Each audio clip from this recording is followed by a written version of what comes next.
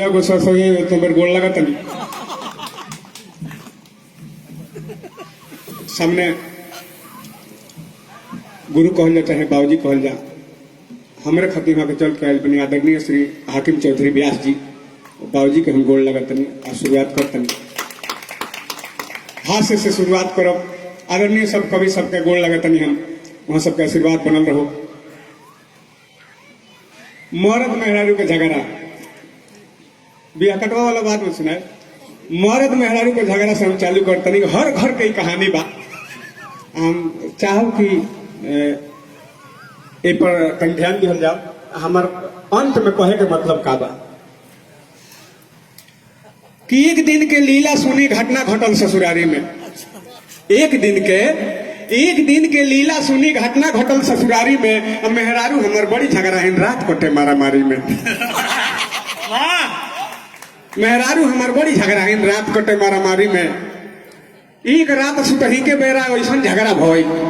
एक रात सुतही के बेरा ऐसा झगड़ा भइल कि वही बेरा मेहरारू हमार नैहर भाग के गइल वही बेरा मेहरारू हमार नैहर भाग के गइल बीत गइल 2-4 महीना जब पड़ल माँ के पाला बीत गइल 2-4 महीना जब पड़ल माँ के पाला और सेकलस जार तो जब लगनी हम मेहरारू के माला सकल हजार को जब लगनी हम मेहरारू के माला और भइल झगड़ा सुलझावे चल गई ससुरारी में भइल झगड़ा सुलझावे चल गई ससुरारी में अब मौगी से पहले भेंट हो गई ओकरे गांव के बाजारी में मौगी से पहले भेंट हो गई ओकरे गांव के बाजारी में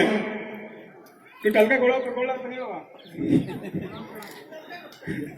मौगी से पहले भेंट हो गई ओकरे गांव के बाजारी में कहनी कि तहरा घरे चल के हाथ गोड़ हम जोड़ब कहनी कि तहरा घरे चल के हाथ गोड़ हम जोड़ब तो मौगी कहलस कि बुझ लिया आज बिना मरले न छोड़ब मौगी कहलस कि बुझ लिया आज बिना मरले न छोड़ब कसहू घर छोड़ौनी कहनी वो हमारा मंजूर बा कसहू घर छोड़ौनी कहनी वो हमारा मंजूर बा तोहरो आज बुझाइए जाई कि दिल्ली कितना दूर बा तोहरो आज बुझाइए जाई कि दिल्ली कितना दूर बा घरे जाके खूब गोहरौनी मनलस नहीं निहोरा के मेहरारू को बड़ी निहोरा कहनी घरे जाके खूब गोहरौनी मनलस नहीं निहोरा के आ ससुर जी के बगले में हमार बैल बिछौना बोरा के घरे जाके खूब गोहरौनी मनलस नहीं निहोरा के ससुर जी के बगले में हमार बैल बिछौना बोरा के अब भुइया दामाद खटिया पर ससुर बड़ा इज्जत रहे गोड़ छुके गोड़ लगत नहीं। अच्छा एगो बात रउआ सबन के बताओ चाहते हैं कि ये हमार जन्म धरती है पिछला साल यही गांव में हमार जन्म भई रहे मंच के माध्यम से ये जन्म धरती के हम गोड़ लगत नहीं। ससुर जी के बगले में हमार भइल बिछौना बोरा के भुइया दामाद खटिया पर ससुर ये हमारा तनिको न शोभ है भुइया दामाद खटिया पर ससुर ये हमारा तनिको न शोभ है और खटिया के नीचे ढुकनी उनका के सुई से लगनी खूब गोब है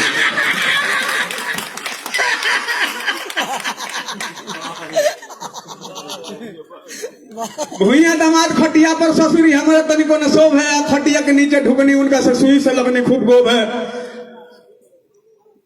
अब हद हो गई तो ससुर जी अब भीतर से मछिया गइलन हद हो गई तो ससुर जी भीतर से मछिया गइलन उड़ीस बता के पूछ करनी तो ससुर जी बोरा पर आ गइलन और उनकर खटिया खाली बा ससुर जी बोरा पर आ गइलन हम छड़क के चल गनी खटिया पर ससुर सुतलन बोरा पर हम खटिया पर रहनी जागल ससुर सुतलन बोरा पर हम खटिया पर रहनी जागल तले मौगी आइला 2 लाख वही बोरवे पर मार के भागल वो अपन तैयारी में रहे हम चलाकी कोदल रहनी ससुर सुतलन बोरा पर हम खटिए पर रहनी जागल तले मौगी आइले 2 लाख वही बोरवे पर मार के भागल ससुर जी उठ के कोहरे लागल तो डांड पीठ सुहरौनी ससुर जी उठ के कोहरे लगन तो डांड पीठ सुहरौनी आ चुरैल हमला कइले बिया उनका के बतलौनी चुरैल हमला कइले बिया उनका के बतलौनी बोरा पर फिर हम सुत गए जंत्रन की बेरी आई तो उन्हें देख जाई बोरा पर फिर हम सुत गनी ससुर सुतलन चारपाई पर तले मौगी आइला 2 लाख वही आके मरलस रजाई पर लो देख के मौगी आइला 2 लाख मरलस रजाई पर एकरा बात तो ससुर जी के भइल बा पारा गरम, एकरा बात तो ससुर जी के भइल बा पारा गरम। आ कौन ही चुरैल सहकल बिया एकर दवाई करम, कौन ही चुरैल सहकल बिया आज एकर दवाई करम। अब खींच के बढ़ले ससुर जी ये चुरैल के फेरा में पड़ले, लगले देवे लुका के बहारा ससुर जी खींच के बढ़ले आ खटिया पर तान के हम सुतनी चुरैल के फेरा में पड़ले। हमके मारे मौगी आई,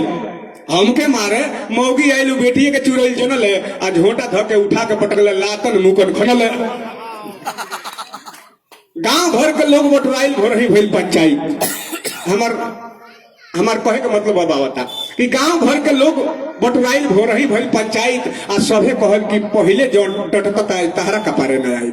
सभे कहल कि पहले टटकता तहरा कपारे न आई।